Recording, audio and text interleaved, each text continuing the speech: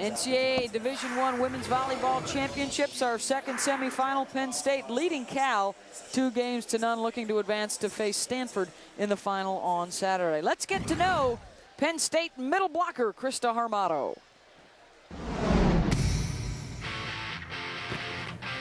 Hi, I'm Krista Harmato, junior middle blocker from Hopewell, Pennsylvania. Tony Dorsett is from my hometown.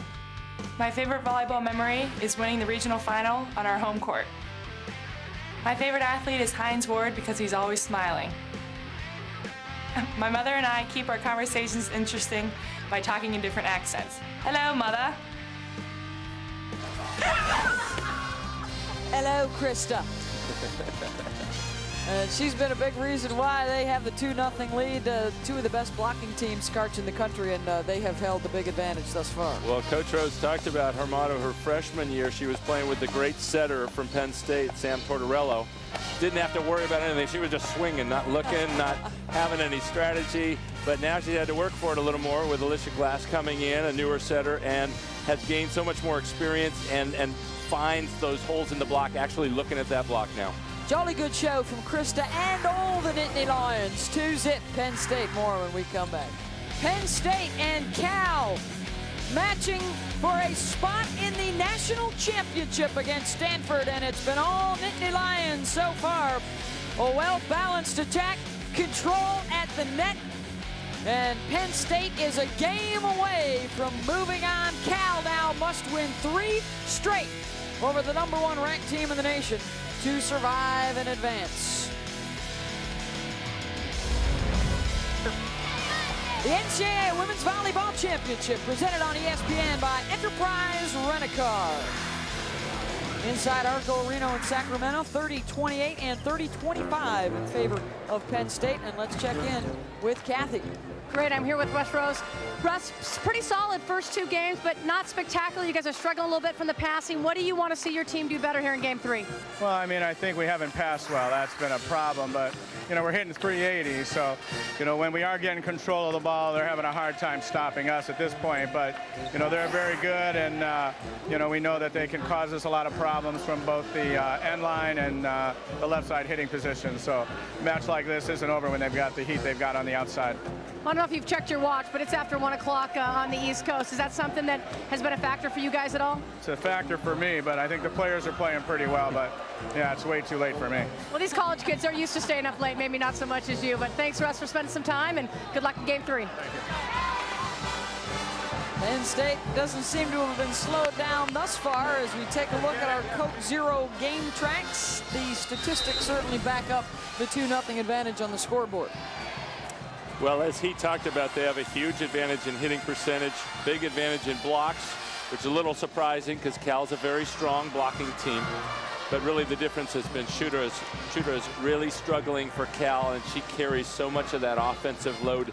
Maybe that break will cool her off a little. Another thing Cal can draw on is they had a big breakthrough going to Arizona, losing the first 2 games in Pac-10 play, that particular match, and coming back to win in 5. So they have done it before. They've come back once.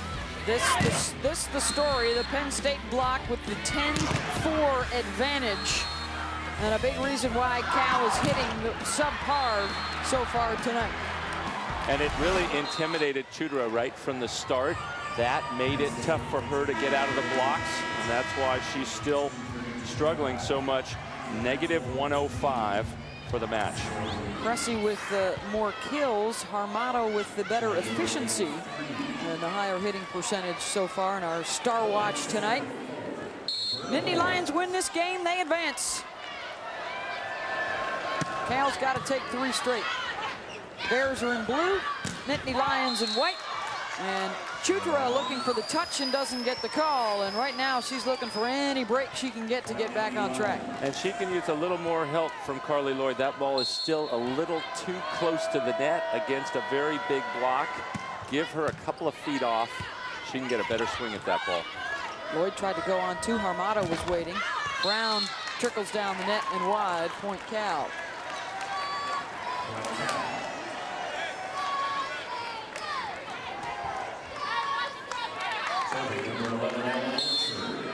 Ellen Orchard serving.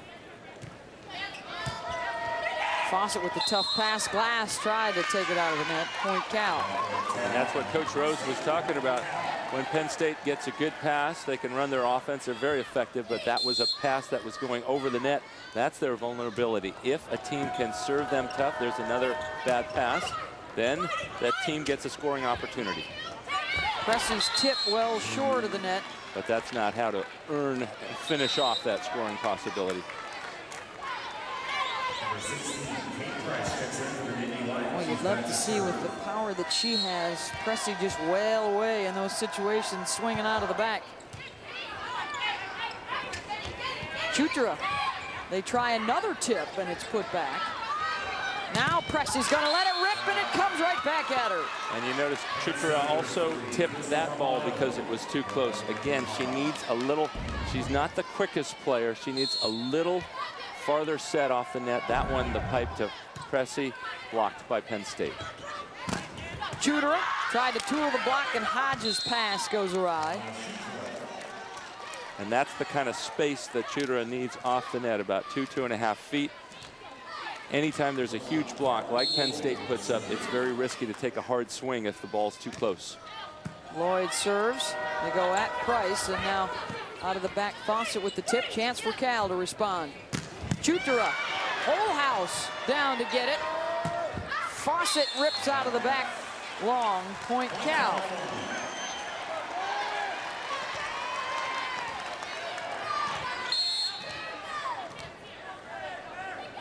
Fawcett with 10 kills to lead the way for Penn State. Pressy's 11 tops for the Bears, and Hodge puts it into the net. Penn State really doesn't like the tempo of Carly Lloyd's serve. She's run several streaks on them, and it's from that standing spin serve, gotten a bunch of passes that are far lower than Penn State would like. It speeds up their offense too much, gets them out of their rhythm. And that one into the net. Of course, as soon as you say anything, she serves it right out. But when she gets it in, she has had a lot of success and put Penn State in some trouble. Guarantee you, Stanford is watching that from the stands right now.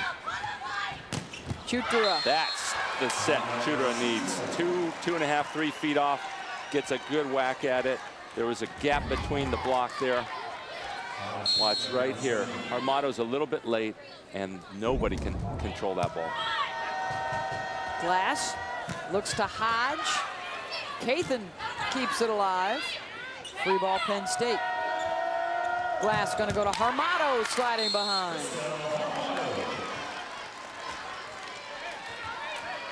And Chutra has that classic bow and arrow arm, so you can see right there how she pulls it back and takes such a huge follow through to that ball, but really gets her hand way back behind her ear, and that's what gives her a lot of her power on that swing. Coming in, averaging a team high 4.2 kills per game. Held to just 8 so far through the first couple of games. Penn State continues to control at the net. That time it's Wilson and Fawcett. When that ball doesn't come back that hard, even if Morgan Beck gets blocked on that, her teammates need to do a better job of helping her out. It's not coming back really hard. They've got to be prepared. Wilson pounces on that overpass. Point Penn State. Well, it's interesting because Penn State here is going at Pressy, trying to make her think so much about controlling that serve that it'll take her out of her offensive pattern. There's another one, and she makes a bad pass. She'll try and make amends, and instead swings long. But it starts with the pass. She has to think about getting that pass right to where Carly Lloyd, her setter, needs it. That last one was so low that she turns out to be the only option. Penn State puts up a great block in front of her. Coming right back at her. And another poor pass. Yep, Lloyd a long way to go. Pancaked up by Price. Free ball for Cal. In transition, they look to Pressy again. Missed it wide. And some frustration now for Angie Pressy. Things unraveling a bit as Penn State takes the 10-6 lead. They're picking on Pressy on the serve, and it's paying off. I play volleyball because it's my life. It's It's my passion. It's a team sport. And it takes all 6 players to win. It's such an adrenaline rush. I play volleyball because I was too big for ballet. My parents forced me to. I love spandex. Who loves spandex? I can't say I've ever heard that answer from a male volleyball player. A couple of games for Penn State, and now the lead in game 3 as they try and close it out on Cal and advance to the national championship. I like Chudera's answer there too, because she's too tall for ballet. Lift called on Price. Well, the story so far for Penn State, a 12-4 advantage blocking. The hitting percentage advantage, 317 to 112 for the Nittany Lions in a very balanced attack. But how about this game? Penn State hitting minus 222 and Cal hitting minus 357. It's like an all-time low in the national semifinals. That's only in game 3, but still not particularly well played at this point. Lloyd goes to Chutera out of the back, so low for Ariel Wilson. And let's check in with Kathy. Thanks, Beth. The Cal coaches were really trying to keep their team calm. Matt McShane said a couple of times, patience, patience, relax, and just play 1 point at a time. He also took Angie Pressey aside and said, Angie, stand in there and pass the ball. You're a great passer. Invite them to serve you. You can do this. And they called McShane kind of the Yoda on the sideline because he's so good at anticipating what the opponents will do next. He's like a defensive coordinator calling all the blocking signals. He'll mouth the words to them. They'll read his lips. How do you get your team, as a player coach, how do you get your team to buy into that 1 point at a time mentality when you're down 2 games to none, knowing you got an hour and a half or so work if you're going to win it? They have to draw on having done it one time already this season at Arizona. But this is a vastly different team, this Penn State team. It's not easy as a coach to do, to convince players to just think about that next play and to convince Chudera to forget all of the bad things that have happened so far tonight. Kat Daly serving. And the service error. Twice as many errors for Cal through the first couple of games. The blocking statistic, a huge advantage for the team that finished 2nd in the country over the team that finished 3rd in the country during the regular season. And it's interesting, Penn State's so good at blocking that not that many balls get to the backcourt. So they're one of the lowest ranked teams in terms of defense, 292nd with 13.6 digs a game. Moving closer and closer to a Penn State-Stanford showdown in the final. I think along with Nebraska throughout the year, those 3 teams had really separated themselves from the pack. And so now you've got the #1 ranked team in the country that gets the 3 seed coming into the tournament, and the Stanford Cardinal, who get the #1 seed. They win the regular season championship in the best conference in the land, in the Pac-10. And in the last ranking, Stanford was actually #4, but seeded first. Hodge puts it into the net. A multitude of weapons for both Penn State and Stanford. And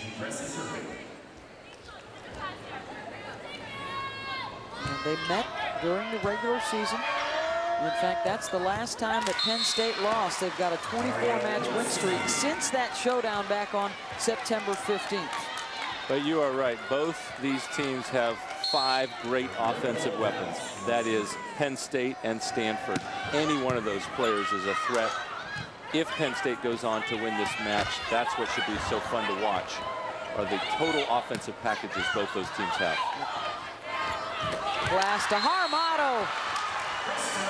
Wrapped her right arm around her head to send it against the grain. Timeout, Cal. 19-10, the Nittany Lions closing in on a spot in the final. back at Arco Arena in Sacramento. 30-28, 30-25, and now 19-10 in favor of Penn State. Let's take a look at the Pontiac high performance moment from Krista Armato. And it will be really interesting if they go on to win this match. She hits so many of the same types of sets as Feluca Akinradawo of Stanford, and they are the two best hitters in the country efficiency-wise. To see them go at each other, especially if they end up matched front row to front row, would be really a fun matchup to see. 3 first-team All-Americans for Penn State, 3 for Stanford. The Cardinal, a winner in 5 games, surviving a match point in their victory over Southern Cal earlier tonight.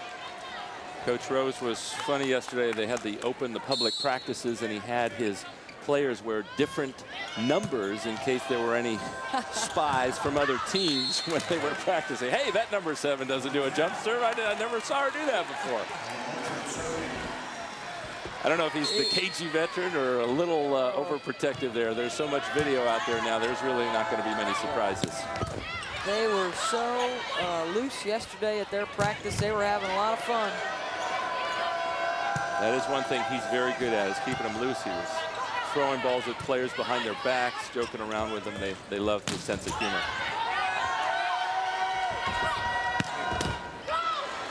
Cressy able to pop it up. Chudera does not get the touch. It would be Penn State's 5th trip to the finals. They are 1-3 under Russ Rose in the championship match. They lost their first 3 trips and then broke through in 1999 to win it out in Hawaii. And they beat Stanford to do it in a 3-0 sweep. But that is the more common thing, to have to go and pay your dues a few times before finally winning the trophy. That was the case for Stanford as well. And the Cardinal are in the final for the 13th time. Megan Hodge with the kill. Megan Hodge looks like she really loves the tempo of that set, and she can just pick it off. She saw the block perfectly, just tapped it off that middle blocker for an easy kill.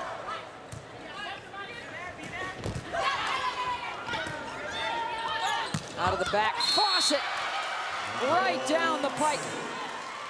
How about Lloyd out-muscling Armato at the net there, even though Penn State wins the point. That's usually going to be a mismatch. What has coaches around the country worried about this Penn State club is the fact that they'll only lose a couple of players out of their main rotation. Kate Price and Melissa Waldridge, the only seniors. Everybody else will be back next year when the championships will return to Omaha, Nebraska. But out of the front row players, everybody's back. Including Megan Hodge, who's only about halfway through her career and hitting over the block at will. Cal will have to replace Angie Cressy and Ellen Orchard, a couple of starters who are trying desperately to stave off the end of their collegiate careers here tonight.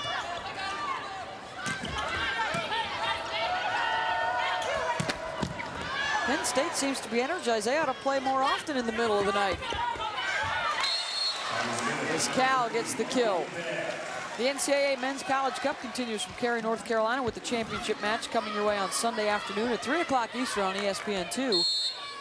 For more information on the 2007 Men's College Cup, go to ncaasports.com, the official online home for all 88 NCAA championships. What a play. Megan Hodge with the great set, overhead set from the backcourt to her outside hitter counterpart, Nicole Fawcett, who blasted that ball past Angie over her shoulder, over Cressy's shoulder for the put away. They're trying to outdo each other now on the spike speed. Well, for Penn State and Stanford, Stanford's already got one championship this fall. They're a women's cross country team. And Penn State sent its women's field hockey team to the national championship this year. They fell to North Carolina. Very good falls so far for those two programs. Cressy gets the kill. The only two teams that have been in all 27 NCAA championships. There were 3 till this year. UCSB had made 26 in a row.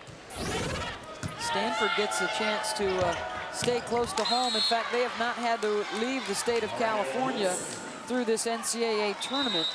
They've only had one road trip in the last 7 weeks, and that was a trip up to Washington to play UW and Washington State. Otherwise, they've had the comfort of their own beds for a long time.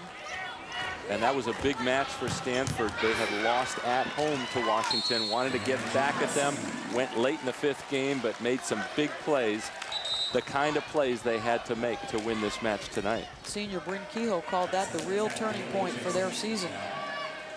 Although tonight was a big turning point at 14-13 with that serve out. Oh, USC, what could have been, they had a match point and a service error that allowed Stanford to tie it up at 14 apiece. And then there was somebody who wasn't in to attack quite at that point. Faluka Akinrado, the best weapon Stanford has.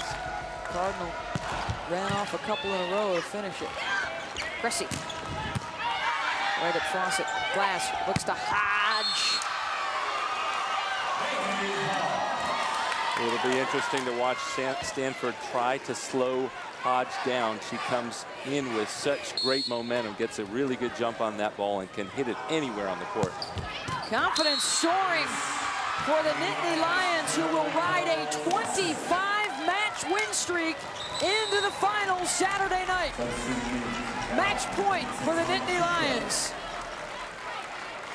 as they continue to cruise through the tournament. They have not dropped a game in their first 5 matches heading into the championship. And they'll win it on the serve of Fawcett. The score, Penn State Nittany Lions 30. And the dream season comes to an end for Cal in their first appearance in school history in the national semis.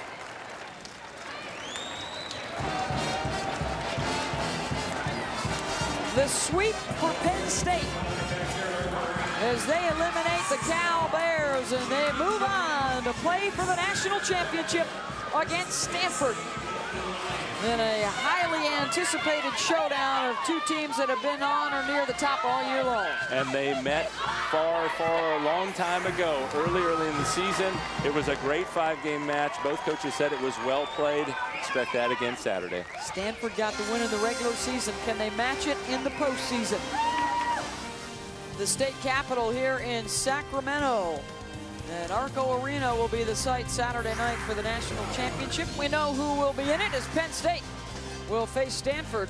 The Nittany Lions have yet to drop a single game so far in their 5 matches in the NCAA tournament. They advance with ease. Stanford had their hands full with USC as they win it in Game 5 to move on. So the #1 seed and the #1 ranked team in the final coaches poll will square off in the championship. And Karch, very impressive performance tonight by Penn State. They were tight in Game 1, but then dominated in 2 and 3.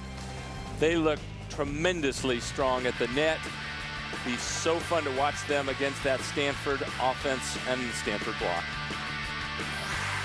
Impressive performance by the Nittany Lions as they roll. They get the sweep to move on to the finals. Be sure to join us Saturday night at 9 Eastern, Stanford and Penn State for the national championship. This has been a presentation of ESPN, the worldwide leader in sports. Coming up next, it's NCAA Men's College Cup action. For Karch Cry and Kathy Nelson, I'm Beth Mullins. Good night from Sacramento.